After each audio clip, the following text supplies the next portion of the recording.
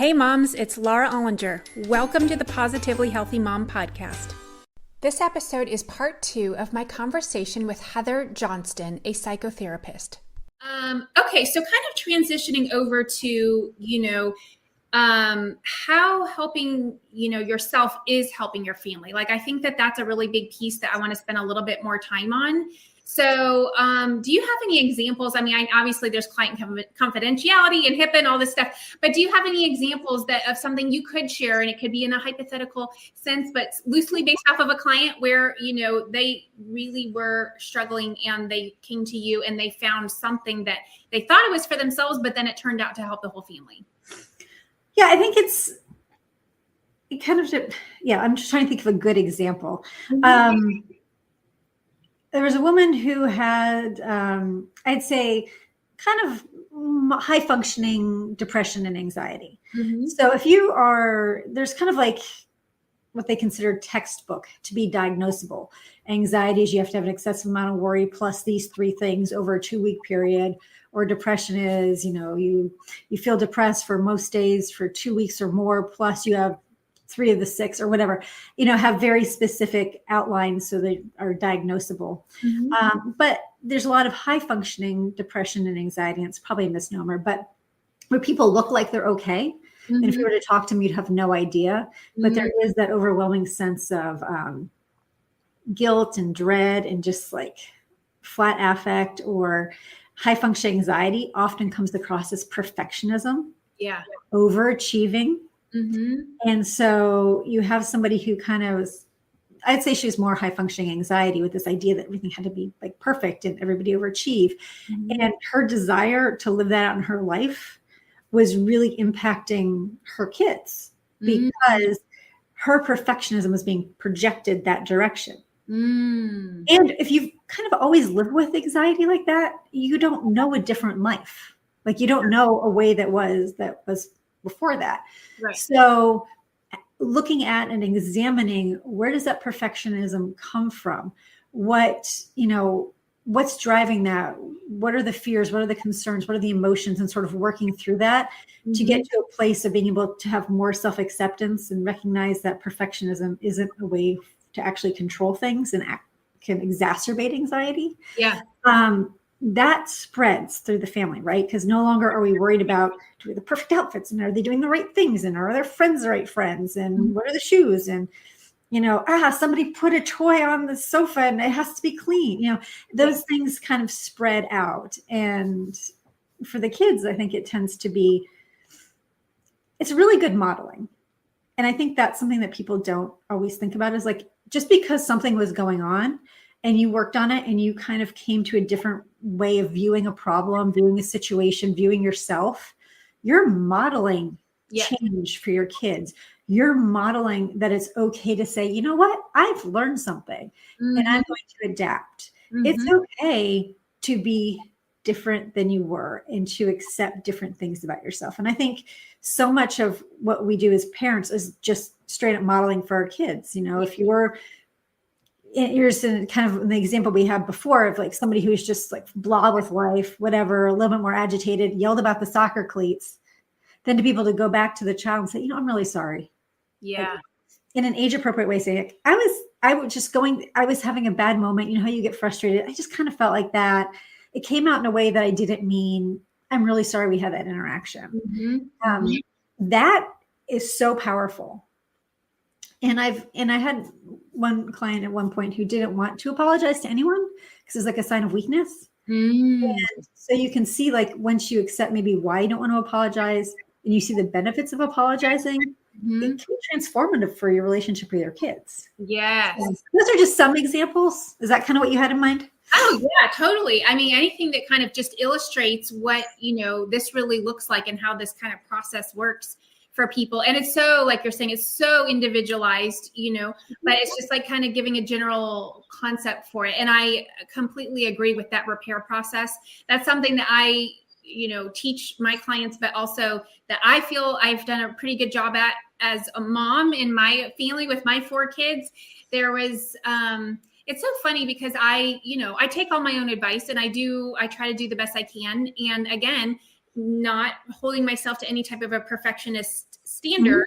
I give myself grace, and I tell my kids, guys, I'm not perfect. I'm human. I mess up sometimes because I'm generally like very, very self-regulated, and I kind of pride myself in that. And there's one day where I yelled, and my boys, they were like, Mom, you're yelling. And I'm like, I'm allowed to yell. I'm a mom. There's no laws against that. It's just like, I'm human, guys. I said, I'm sorry. I got frustrated. I got stressed out. I got upset, whatever it was that happened. And they were just like, oh, like it threw them off so much because they're like, A, what's happening? But then B, that I did do that repair work. And they're like, oh, yeah, you're right. You are a human. You're not this superhero that we think you're supposed to be. So it's kind of funny how moms hold themselves to a certain standard, but then, they become, the kids become so used to whatever that might be that then they expect that. And then when that doesn't happen, the kids are like, Mom, what's happening? In that example you gave is you gave context to a situation. And kids have obviously different brains than we do. And sometimes I think people forget that kids are just like little people and that you were that age once, and, and that they need context because they don't have your world experience. And so, and especially with, younger children, when there's an anger issue or somebody's frustrated, they kind of assume it's them, like it's my fault. And so being able to give context to children, to be able to say, hey, listen, this is what's going on. I was struggling. This is what I did. I'm sorry. Or, oh, I could have handled that better. Yeah. That gives your kids the ability to understand that it wasn't them, understand what's going on. So life doesn't seem so chaotic and scary. Like, Mom just yelled, I'm freaking out. Okay, wait, she's just having a bad day. Yeah. She's dropped something on her toe and, back the car into the garage or whatever is going on, to give context to that experience so that they feel safer in what's going on. But it also teaches them how to express the same way. So context in your connection with your children is so important. And that's one of the things, like, even if you are struggling with a mental health issue that's maybe more severe than the blahs, but real, like you struggle with anxiety or depression, or you're going through something because, maybe Nana just passed away. Being able to provide in an age appropriate way context for kids so they can understand what they're seeing from you, and knowing that they're safe because they get what's going on is really important. Okay. So that leads us to like the perfect question is, if you are on the more severe side, on the more clinical side of anxiety or depression, what is okay to share with your kids, in your opinion? What would you say is not okay, and what is okay? Like, how do you frame that?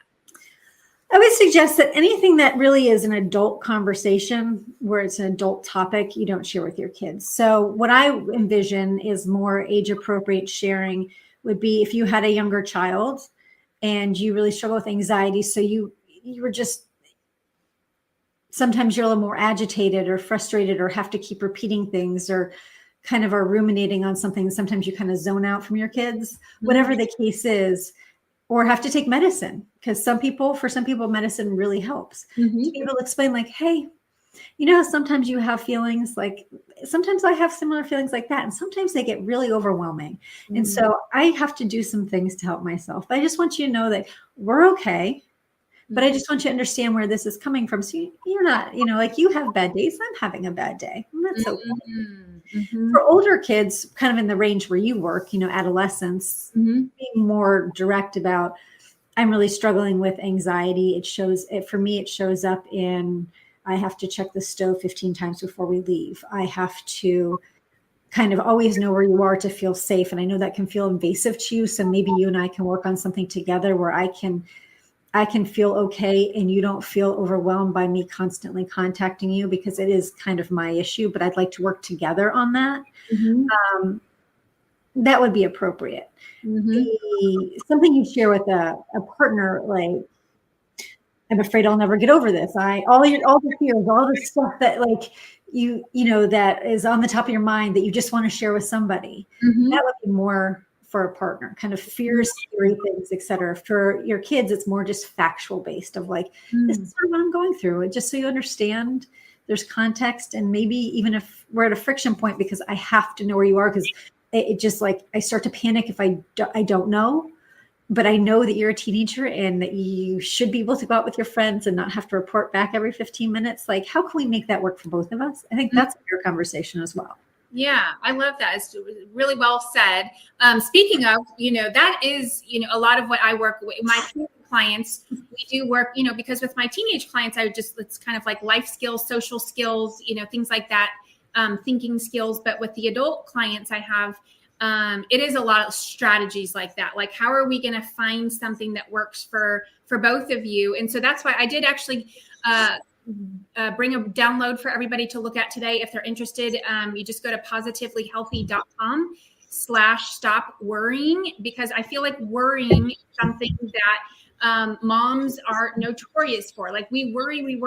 Like, from the moment they're born, we're worrying. And so it's like, to stop worrying is just like the most peaceful feeling I've ever experienced. When I stopped worrying, I was like, whew, I can take a deep breath. I can breathe. And so, what is a way that you can help moms kind of like frame the worrying when it's like normal, just like, oh, I'm concerned about my child, versus, holy cow, I'm obsessively checking them on Life 360, or I'm, hyper vigilant about, a lot of moms, like, the worrying that I'm seeing is like the college applications, and they have the Excel spreadsheets, and did you apply for this? And did you email this school? And did you get the scholarship for that one? And did you get your ACC scores and your SAT? Right. And it's like, oh, wow. Like, there's such a big thing that they're building up. And sometimes I'm like, wait, is this really about the college thing, or is this something else? So what do you say when you have a mom that's just like worrying like crazy?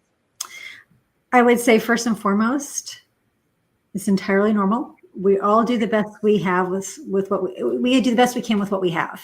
Right. And if worry is something that's really natural to you, then it's not surprising that you want to check Life 360, or you desperately, anxiety, want to control something by overachieving with the Excel spreadsheets and this and this. And if we don't apply to 20 schools, what if you don't get in any schools? And like, generally, it's not the end of the world, I think.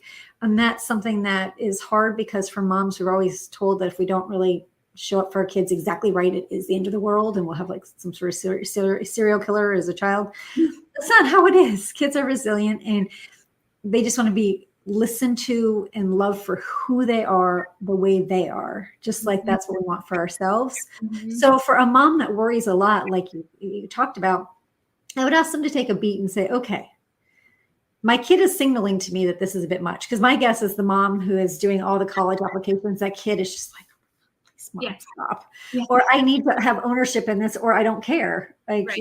If you're going to do it all, I don't care. So you're probably getting some signals as well. Take a beat and ask yourself, why am I doing this? And what am I hoping to accomplish?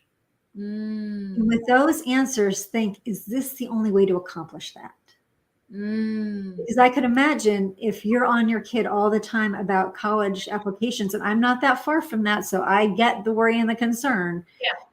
Are you taking away something from your child's agency to do it themselves? One of the things as we raise children is we want to raise kids who can be autonomous in the world. Totally. And sometimes we over worry and we just, which is like such a thing. That I think, like you said, for all moms, worse for some other than others, is that we're taking away something from our child as well. We're taking away that autonomy, having them be able to see what they can do without all of the worry.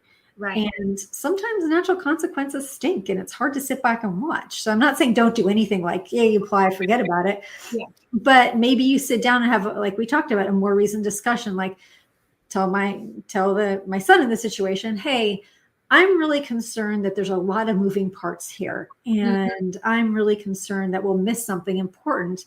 And so I've been kind of stressed out about this, and that's my issue. I accept that. But what can we do so you can feel like you're doing what you need to do, but I still have the ability to kind of check in every once in a while and make sure nothing has slipped through the cracks. I like that. Yeah. So it's like, why am I so worried? I'm asking myself, well, what if he doesn't get anywhere? And there's so many parts. And what is another way to accomplish that? Okay, have that discussion. Take the deep breath and let your kid have some agency. That's hard. It is hard. I wish I could tell you I was perfect at it. There's sometimes like I go full around one way. I'm like, oh, and then I'm like, nope. I go all the way back. I'm like, okay, I'm sorry. That was me. That's not you. And so this is for you to do. And I'm here to support you. And if you need help with anything, or you want to brainstorm together, I'm here. But so there's a lot of times where I have to go back and unparent, the overparent that I did. Kind of bring yourself back. Yeah. When you catch yourself. And I'm honest about it. I was like, that was my issue, my worry. That's not your worry. I get that. Yeah. My son, although, is very big on, Mom, you do you, I'll do me. And I'm like, I get that and I respect that, but I also still do need to have some parenting. Like, it's not done yet. So like, let's find a middle ground between. Let's just go on. You don't need to be my mom anymore. I got it. Like, there's a middle ground. Like, I don't need to overparent, but I still do need to show up for you. And there are ways that I can show up for you that aren't controlling and aren't being done in a way to manage something that I'm having trouble emotionally managing. Mm-hmm. Mm-hmm. And I like what you said about how, to kind of, I would say like kind of get curious about like, where is this worry coming from inside of you? And a lot of times what I see is patterns, which I'm sure you're very familiar with, patterns being repeated from the past. Mm-hmm. So I'll give you the perfect example, I think, which is my parents growing up were, into this day, are like obsessed with driving safety. Like highway driving, regular driving, driving at night, any type of driving. It's like, don't fall asleep at the wheel, all this stuff. And so I have that in my head. And what I can feel even now is that programming from my past coming out as I'm teaching my daughter how to drive. And I'm sitting in the passenger seat, and it is, I freak out. Let me tell you, I am the worst mom, parent, driver, teacher. I'm going to hire somebody because I can't do it. All I hear is my parents' words in my head. Like, we are going to die. We are going to get in a crash. We're going to something catastrophic. And I know where it comes from. I can hear my parents' voices in my head. So what do you say? Like, how do you help someone uncover that, like that stuff from their past? I would first say, extend yourself some grace, because all we know is what we've been exposed to.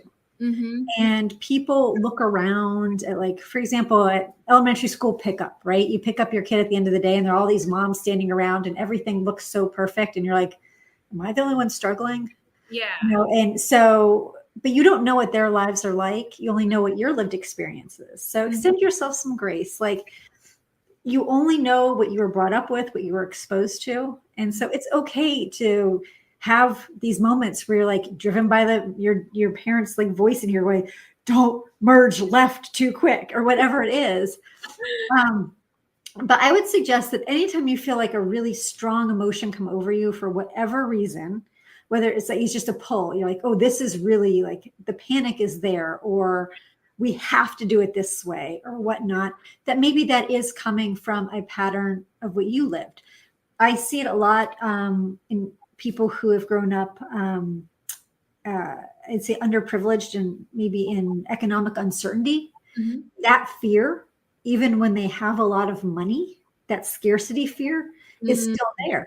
Yeah. It's no longer something that's part of their lives, but that fear is ingrained, like you talked about. And so some of the decisions that are made with this panic, like, if we don't do this now, I'm going to lose it forever. You have some people have a strong feeling about that. And like, think, where does that come from? And part of what therapy is good for is when you notice these things, whether you notice a pattern, you just notice a feeling and you can't figure it out, there's somebody there to help you, to listen, to work through it with you. And so you're not alone. You're not alone trying to figure it out. I liken it to, have you ever tried to, like, a friend's like, oh my gosh, I have to write a resume, or I have to write or I want to be on the PTO and I want to be elected, so I have to write a little bio about myself, whatever it is. And your friend's like, oh, what should I say? And you just rattle off just these beautiful lines of prose about their amazing skills. And then you sit down to write your own and you're like, what have I done? Who am I? Like, I don't know. Yeah. So a lot of times it's easier for somebody from the outside to see what you can't see about yourself, just like you did for your friend. And when you were stuck writing the resume for yourself, it's one of the benefits of therapy, is that there's somebody on the outside who can hear what you're saying, and then they hear the patterns, they see the patterns, and they can bring those forward. And those are a lot of the aha moments, which is like, oh, that's why I do that. Okay. Yeah. And then you make choices. Like, do I want to continue to do that?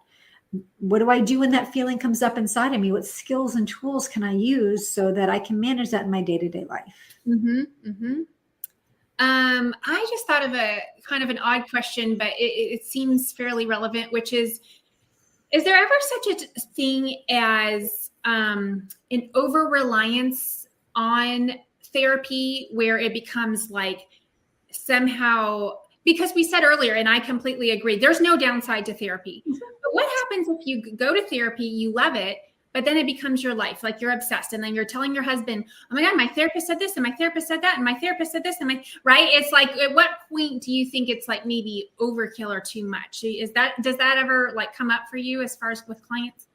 I would say, first, as a licensed mental health professional in Texas, anyone you see has an ethical obligation to not kind of treat you forever. Like you're there for an issue, and the end goal is to launch you back into your life. Okay. And there are people who have certain things that keep coming up, or certain things, and makes it, they have somebody for several years. But when I see clients that say, oh, well, you just said, I'm like, well, that was a thought.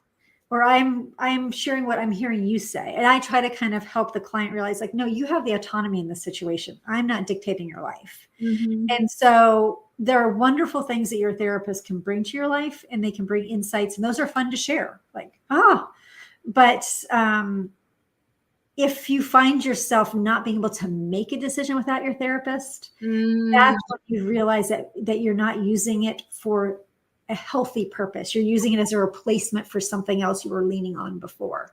Yeah. You've replaced one codependency with another. Okay, so that's the distinction I was looking for. I didn't even know quite how to ask the question, but that's kind of like, it's like I knew it, but I couldn't verbalize it. So thank you for clarifying that, because I'm proud to say I've been to therapy for different things at different points. And I always found it incredibly helpful. And I would get so excited that I would want to tell who was ever around me, oh, my therapist told me this, my therapist realized that. And I kind of like get a little hyper about it and excited about it. And I was thinking, I did come to some closure, and I came to some conclusions, but I can imagine like what would happen if I just had never stopped and I just kept going forever. Like, when is the end, So that's something I think some people do wonder, they don't want to maybe get started because they're like, well, how do I know when I'm done, or what, how do you like kind of assess that? And I would say first, I think it's wonderful that you do share my therapist said and get excited, because what that does is it normalizes it. Well, when I've been in therapy myself as well, as you can imagine, and I enjoy at the appropriate time sharing things with people, because sometimes it encourages people to take steps they wouldn't otherwise, because like, oh wait, you've been to therapy? Okay.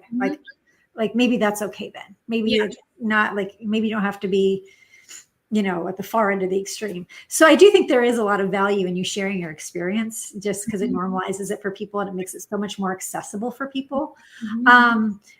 But you'd be surprised. You just sort of know when you come to the resolution of the issue, because you've examined it, you've unpacked it, you process the feelings associated with it. And if there's sort of lingering things that kind of keep coming up, you build skills and tools that you can use in your day-to-day life. And then one day you're like, I feel pretty good about that. Okay, I think I'm good. I've had clients do that and then come back 2 months later with a different issue and be like, okay, so this came up, because the human experience is messy. And that is okay. And sometimes like one thing might be okay, but then something else comes up, and that is okay. And I think normalizing the sense of like, it is okay that we're messy, and it is okay that there's not always certainty, and that doesn't have to be scary, is really important. But you just have I just watch my clients' faces, like they just kind of like have this moment like, okay, I'm good. Oh, that's funny. And then you sort of know. And then sometimes the client feels too guilty to break up with a therapist, so they'll like kind of pretend for a few more sessions, and you're like, it's okay if you go. I'm here for you, but I'm here for you. You're not here for me. Right. So, but that's the only time I've seen that. Like sometimes clients are a little bit like, I'm afraid to tell you I'm done, because I don't want to feel bad about that. I don't want to hurt your feelings. I'm like, this is what I'm here for. My end goal is that I never see you again, but in the most positive, loving, wonderful way. Yes. To kind of send them free and like let them fly and do their thing. And that means you've done a good job. So, it's a really compliment to you if they do, go on their way and they've said, I'm done here. This has been fantastic.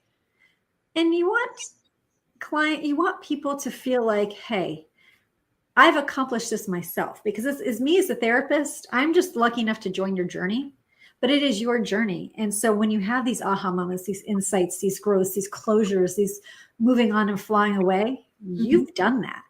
And that's yours to really hold and think, I really worked hard for that. Okay, so we are just a few minutes left. And so what would be, in our kind of closing moments together, is there anything specific that you would like moms to know? Because again, we have a range of moms that like little ones to older ones. But I feel like we all have this common bond. Like we all have this strength inside of us that a lot of us don't even realize is there.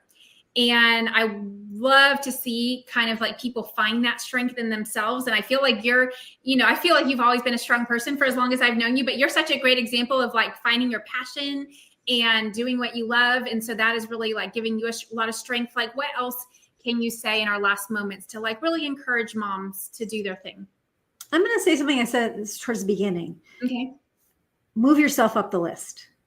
So many moms have a guilt, a sense of obligation, a sense of, I have to take care of everybody. If I don't do this, no one will. That kind of feeling that I think really holds people back from putting themselves as a priority in their own lives. And that doesn't mean you're like, I'm going on a cruise. See you later. Good luck, people. Yeah. But it means valuing who you are, what you are, and your mental health and your contributions. Move yourself up the list. Yes, I think that's perfectly said. Okay, so how can people find you after today? Where can we send them? So I'm like I said, I'm licensed in Texas, and I work at Illumination Psychotherapy, which is just www.illumination-psychotherapy.com. And you can find me there. If you're a Texas resident, then I can be of help to you. I have an office here in Austin that's really convenient to Bee Cave, Westlake, but I also, and I should say not but, and I also do telehealth for anywhere in Texas. Oh, very good to know. Okay, that's a lot of times people don't know if that's an option. And I know that is something that actually does hold people back because they don't always have the time to drive to an office, drive home, if they can just do it from their car or their office or wherever they can have a chance. So, okay, that's fantastic. Is there any last things? I would just say that sometimes people are a little worried about doing telehealth. It is actually, I've seen the same results in person in telehealth. It's the same quality, same commitment, same connection. So don't be afraid just because it's telehealth. Okay, very cool. Well, very good, Heather. Thank you so much. Well, thank you for having me. Your time today. And just to remind everybody, if you are a worrier, you can go to positivelyhealthy.com/stop worrying and get a free download there just to help you get some guidance with that. Thank you for listening to the Positively Healthy Mom podcast, because there's no manual for the hardest job in the world. Don't forget to subscribe and share with your friends.